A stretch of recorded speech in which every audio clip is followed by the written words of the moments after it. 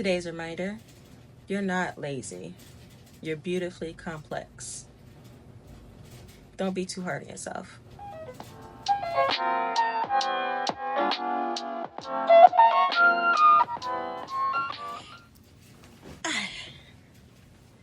Hey, everybody. It's me, Bethany, your creative pixie, and I'm back. I know I've been missing in action a little bit, but there's very valid reasons for that.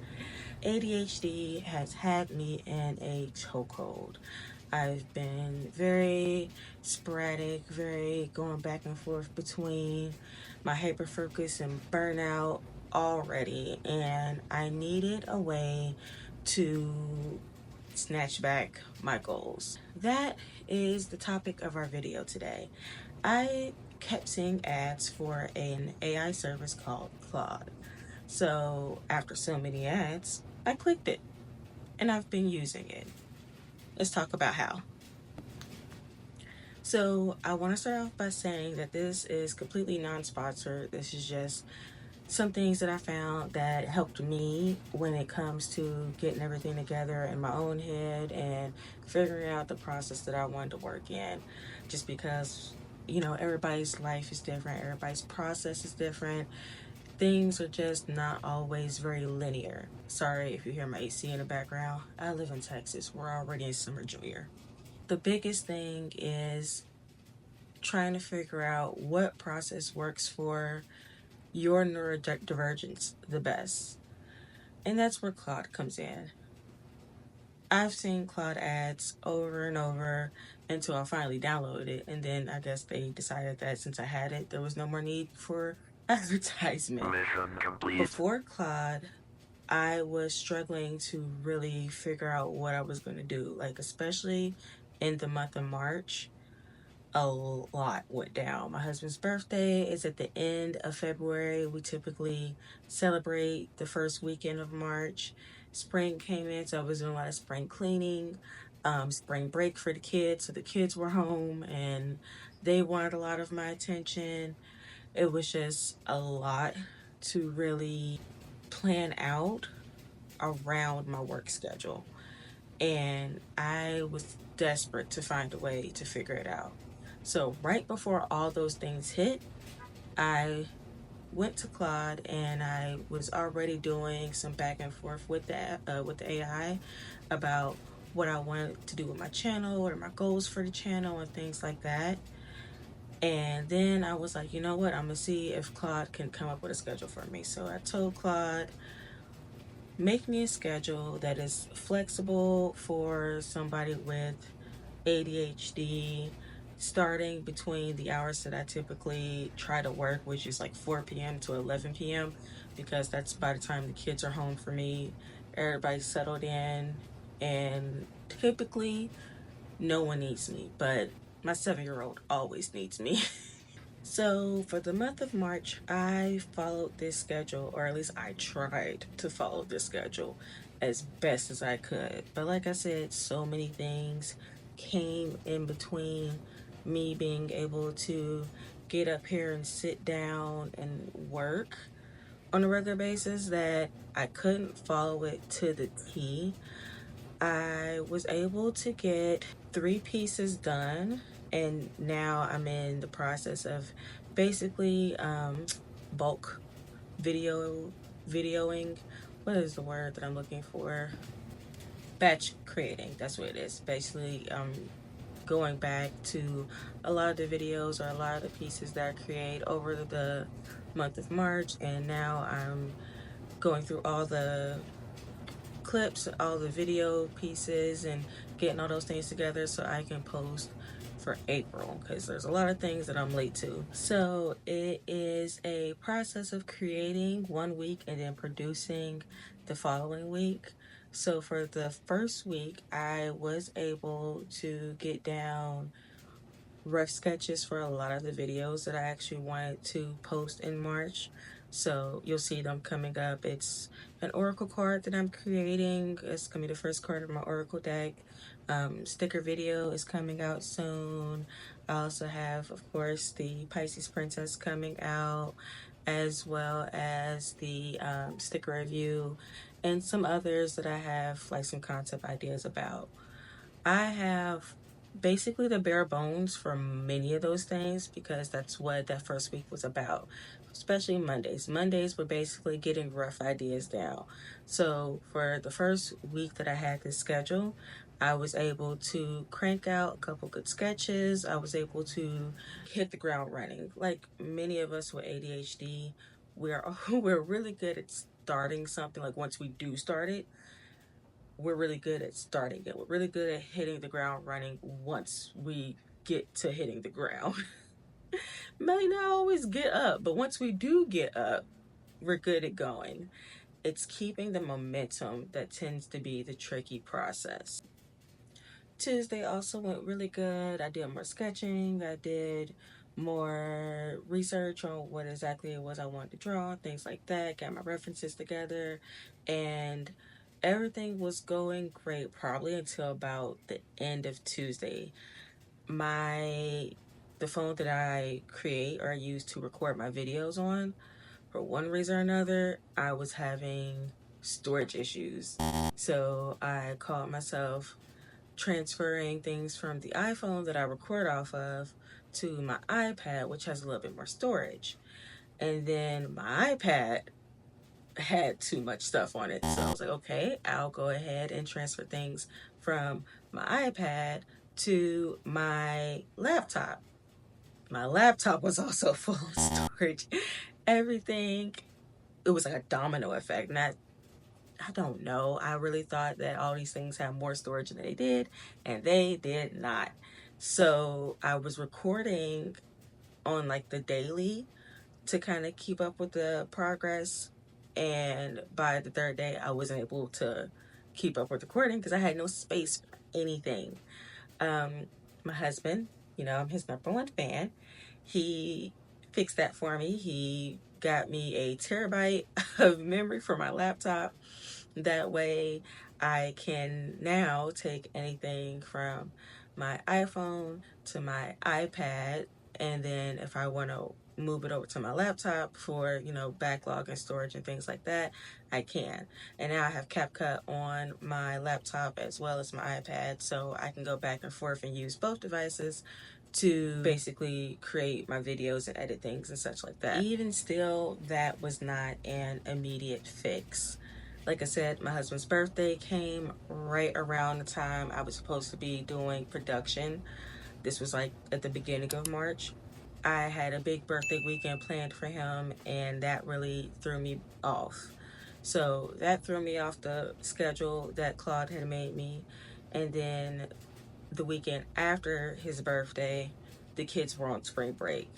And with the kids being home, they want to spend time with me. So that also really threw me off my headspace and my momentum. After the kids went back to school for spring break, it took me a while to get back into the rhythm. So this is probably the third week of March, last week basically. Yeah, I think last week. It took me a little while to get back into the rhythm of things just because there was just so much going on in my personal life still. Even though the kids were back at school, I had other things going on, but I was trying to juggle that as well as like time to content create. And I'm not a good juggler.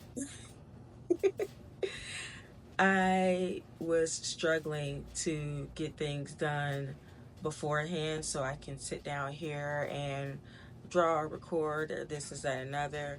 A lot of Pisces didn't get recorded. A lot of things kind of just overwhelmed me to the point to where I got into a bit of a spiral and I got in my own head and I couldn't bring myself to what is going. I record my window open or my curtains open, and there's a lot going on right now. The sun is going down and it's getting a little cooler, so now everybody's coming out, and I'm like a squirrel. There's some things the schedule can't fix when it comes to ADHD. But there was just so much going on that I was feeling the pressure and I was feeling really heavy and I was feeling very self-doubting and I was really, really down in the dumps. And once I got as low as my brain allowed, the next day I was able to think clearly and kind of pick myself back up. And that unfortunately tends to very much be a consistent thing with just the way my brain works. I will go be really good. I'll have these highs. I'll keep going and going. And then my brain is like, it'll just stop producing what it needs to produce to keep me on that trajectory. So I have to find ways to continue to motivate myself and work through those moments where it's on that downward turn. However, these are a lot of things that Claude wasn't really responsible for. The schedule that it did create for me is a really, really great schedule, to be honest, especially for me. I'm a night owl. I'm most creative once all of my other duties are handled. I'm able to sit up here without interruption, unless, of course, I am interrupted. But I'm typically able to sit up here without interruption and lock in and focus. So that was one thing that the schedule really did help me figure out. It helped me figure out when those good blocks were for me. Definitely helped me reduce like the decision fatigue of what all am I gonna make, because the first week or the first day of the creative week, I'm brainstorming and I'm getting everything down, all of my ideas down. I'm searching through Pinterest, getting my references and everything. So it basically created a good template for me to use. That way I know what I'm doing on what days, how long I should be doing it for. If I go a little over, that's okay. If I don't need as much time, that's also okay. It helped me learn to work with my brain versus forcing myself to be on a very strict schedule. Don't like strict schedules. My brain does not like feeling trapped. So this was really, really great for that. It also helped me realize that I can do more than just one thing at a time creatively. At least I can juggle creatively to an extent. I was able, typically I don't move on to from one project until I'm finished with the other, and that's what slows me down a lot when it comes to my production. So with the schedule, it had me sketch out several different videos and work on them throughout the week versus just focusing on one and getting it done before moving on to the next. And for one reason or another, my brain didn't think of that. My brain sometimes can be, for some things, it could be very linear. For others, it could be all out and in the wilds, and I have to pull it back like a kite. So this helped me really lock in and realize that I can divert attention or shift gears just a little bit as long as it's all in the same kind of category. So I was working on one sketch, and then I moved on to another rough sketch for another video, and I moved on to another rough sketch for another video.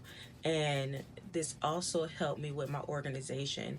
I needed a way to figure out where I was at in each different piece. So I created my own template on Notable. It's an app that's only for iPad or for Apple users, only on iOS. Sorry, Android users. I used Notability and I created my own YouTube template for my production process, and I color code what I'm doing. I basically just highlight where I'm at, and then once I'm finished with it, I check it off and then I highlight the next to show that I'm in the progress of that part of what I'm doing. And I've broken down what I'm doing from the creation week to the production week, whether I'm like in the rough sketch, the flats, laying my flat colors, or I'm rendering. And I even broke it down like the rendering parts to like shading, highlights, and final touches. In my brain, I know what I mean. For somebody else, they might have to get either more detailed or even describe it a little more loosely. But having that visual tracker definitely helped me. I did try to use Notion, but Notion needs to be built, and there's a lot of intricacies in it. Intricacies. There's a lot of little bits and moving parts to Notion that I couldn't get it to work the way I specifically wanted it to. And it was like, I already have the tracker that I made. I don't need this automated one. I don't right now have the extra time to try to figure that out the way I want it to be. Like, I tried to make a template, but there's so many little commands and things like that. It just wasn't for me. So maybe sometime later when I have more time to sit and actually like research it like I like to do and figure out how to get it to do what I want to do, how to make the templates the way I want them, then I'll get to using Notion. But for right now, I like making my own trackers just because I know what I need. I know how I need to move things around or how I need to create the progress flow, and it's just easier doing it myself. I think some of the biggest pulls or the biggest takeaways that I've learned from this whole experience of trying to get myself on a schedule is that it's not really about the schedule or the discipline. It's more about getting myself in a routine. Now I'm at the point to where I work between still 4 and 11. Sometimes I might go later, just depending on how just like in the zone I'm in. I might go a little later, I might draw a little longer, but typically I am at my desk, and my desk is where I work and where I draw. Sometimes I'll draw in my bed too, but typically I'm here and it signals my brain to kind of get in the zone to work. It was about finding my own rhythm, helping me understand myself when I am feeling the most creative, what helps me focus, what helps me pull away, what helps me lock in, what helps my brain function the way it needs to work or it interests it in order for me to creatively flow and produce and get things going. So, some tips that I have for other neurodivergent creatives out there would be, first off, is to recognize that your brain is not broken. You're different. You just think differently. Your brain is sometimes in one place while you're in another, and then there's another part of your brain that's in another place. Don't fight against that. Work with it. You want to figure out how you can merge all these little threads and thoughts together into one cohesive braid. And even with that, your braid's going to look different than others. That's tip number two. Production and creative flow is different for everyone. Don't look at somebody else's creative flow and think that just because theirs looks so great and it's aesthetically pleasing and it's all these different things that you have to be like that. Comparison is the thief of joy, and it is going to be the biggest reason why you end up in a spiral or end up ruminating about why you're not doing as well as you would hope. I was wondering. Wondering what? Do you ever do makeup videos? I do not do makeup videos, no. Go find some clothes, please. That outfit does not match. What are you doing? Go, go, go. Let me get back to recording, please. Thank you. Scamper along. Mwah.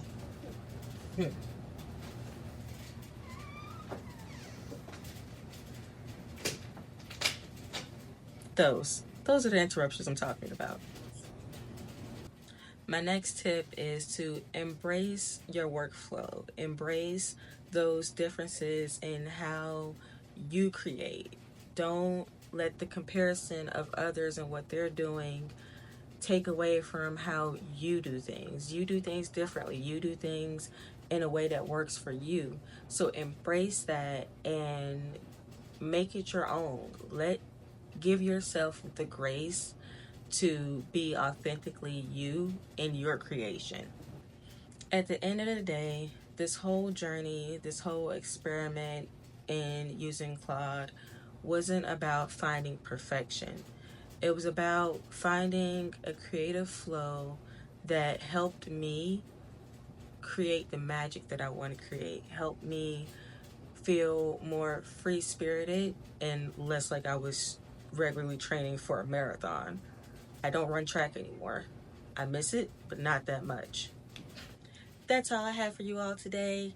Thank you for sitting and hanging out with me as I chat about what I've been going through for the month of March, and hopefully you'll stick around and continue to watch me on my journey. I would appreciate it if you would like, comment, subscribe, and tell me more about your neurodivergence and your journey and what you've done to streamline your process and give yourself that grace and that space to create freely.